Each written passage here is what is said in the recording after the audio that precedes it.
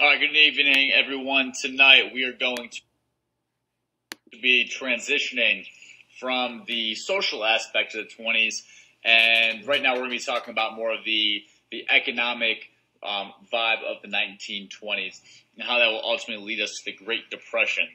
So, our lesson tonight, titled "The Business of America is Business," and our learning target for this lesson: I can explain how technology and a greatly expanded economy led to the Great Depression.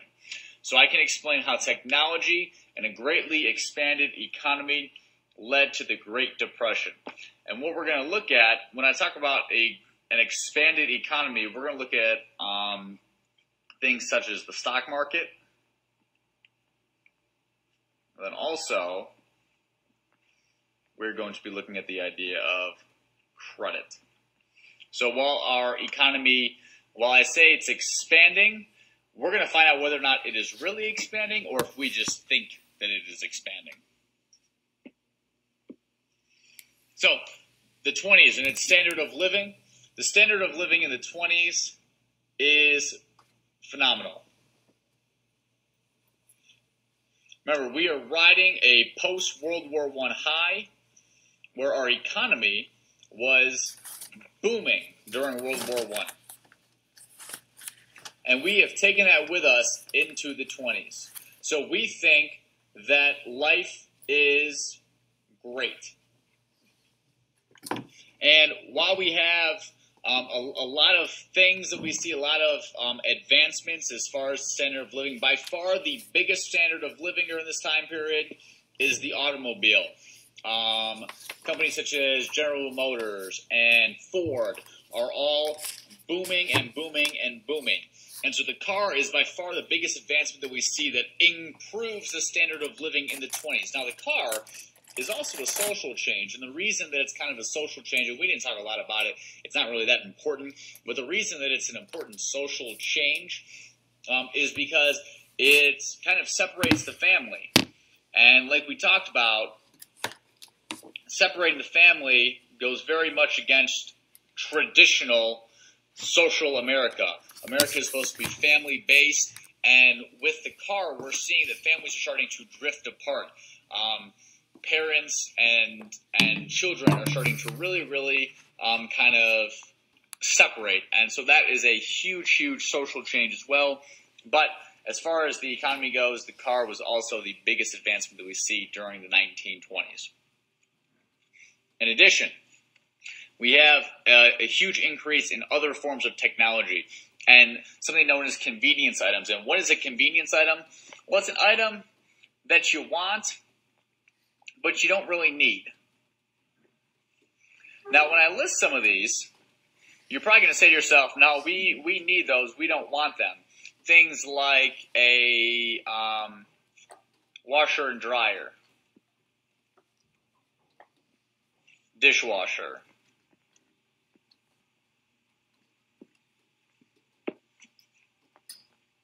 and refrigerator. So all things that are very commonplace in all of, or most of our households today, but all things that nobody had up until this point. You know, your prime example, the washer and dryer, look at that. They just had a clothesline, and they would use the clothesline. Dishwasher, you just did it the old school way, and you just cleaned your dishes with soap and water. And now all these items are now made available to us because of a boom in electricity. So now the question becomes, you have all these fantastic convenience items that are making our lives better, making our lives easier. How do we pay for it? Okay, how do we pay? And that is the big question. And this is a question that down the line will ultimately kill us and will be one of the primary reasons why we had the Great Depression. And the way that we pay for these things is with credit. Now, do we have credit cards per se? No, we don't. We don't have credit cards, but what we do have is something called installment buying, or an installment plan. And an installment plan is basically the idea buy now and pay later. And this is really, really important. Buy now, pay later. You can go, you can take the item with you, you can just pay for it whenever you get the money. Now, this is great. This is a huge plus because it allows us to own all these convenience items, and it makes our lives a lot easier. But what's the problem here? What's the big problem with credit? Well, the big problem with credit, and you can ask any new college student this who just gets a credit card, is that eventually it becomes very, very difficult to pay the bills. And we'll get more into that tomorrow, but the bottom line is that we are buying, and we cannot continue to pay for all of these things at once. And so what's going to happen is we're eventually going to get into trouble because we are buying things with money that we do not have. Another example of buying things with money that we do not have is stocks. Now, the stock market is a very, very crazy thing, and one that if you asked me to go into the stock market today, I would not do very, very well in. And here's why, and here's how we get into trouble in the 1920s with stocks. A lot of people think that they are a lot richer than they really are. Again, I'm going to say that because it's super, super important. We think we are a lot richer than we really, really are. So we buy stocks on something called speculation. And speculation is trying to get a quick fix. It's the idea that we are going to buy and sell quickly, and we are going to make quick profit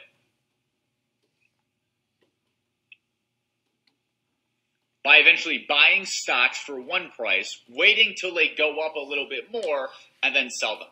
So it's quick profit. We're not worried. We're going to take risks. And why? Because we have the money, or we think we have the money. Again, the key, we think we have the money. And so what people would do is they would buy with speculation for a quick profit. But in the longer term, they would do something else called buying on margin. Okay? And buying on margin is the idea of credit, basically.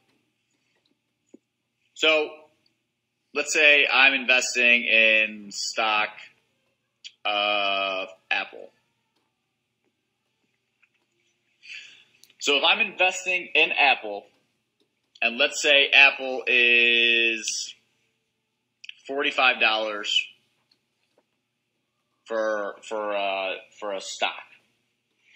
So what I would do if I was buying on margin is instead of that 45, I would only put down, let's say, $10. And the other 35 I would get from the bank. Now, why would I do this? Well, I would buy on margin because my hope is that this Apple stock keeps going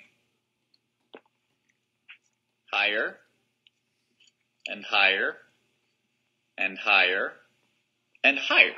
Because the higher and higher it goes, the more money that I can make. And I can eventually, let's say when it gets this high, I can just pay this back.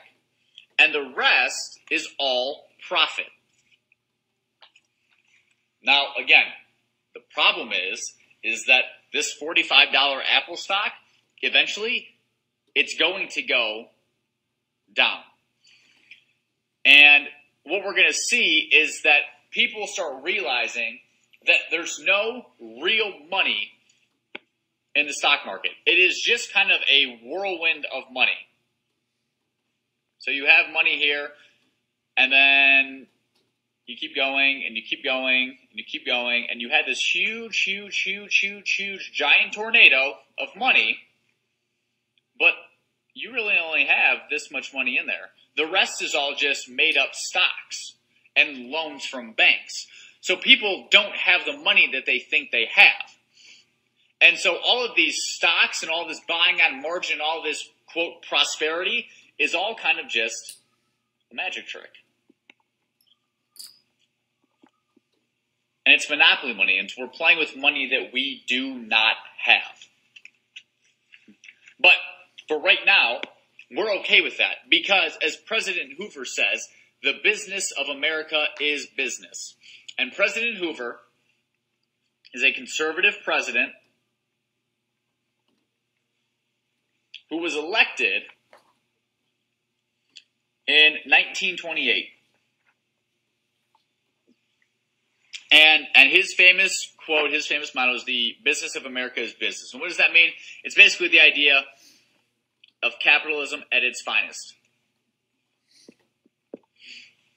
Okay, remember, we want to get things back to the way it was before these progressive presidents came in, like Teddy Roosevelt and like Woodrow Wilson. Let America kind of do its thing and let business run America. When our economy is good, America will be good.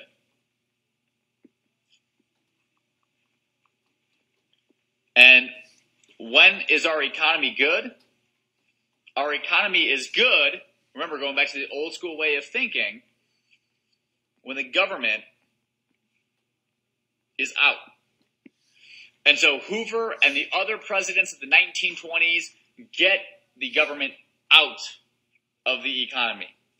And this is going to come back to bite us in the butt. And we'll see why more tomorrow and also Friday. But the last key concept here, and I'm going to erase this, you guys have the idea of the government staying out. Okay, remember, we are going old school with the economy and the government staying out. Now, it's important to know that with the economy, like we just said, we're going old school. But what are we doing socially? We're going new ideas, such as women's rights, such as the Great Migration. So while we are challenging traditional ideas socially, economically, we're going back to the way things used to be. So, quick review.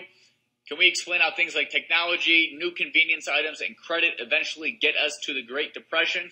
If we can do that, we will be good to go. There was a ton of information here. If you guys are a little bit confused, that's okay. Don't worry about it. We will go over it in depth tomorrow and Friday. I want to make sure we get this because it is important. And it's not that difficult, but I think it's just a lot of information thrown your way. So, that's all I got for you guys. Sorry for the length. I do apologize.